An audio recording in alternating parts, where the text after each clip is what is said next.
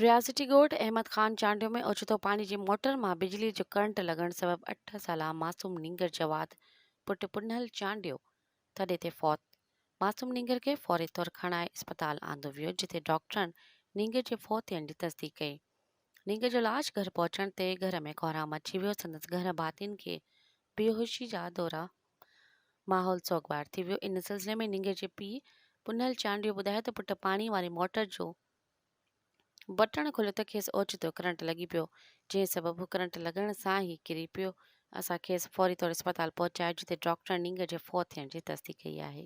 मज़ीद ख़बरनि ऐं तफ़सीलात लाइ विज़िट कयो असांजी वेबसाइट www.awamiNewsHD.com ऐं ॾिसंदा रहो अवामी न्यूज़ HD।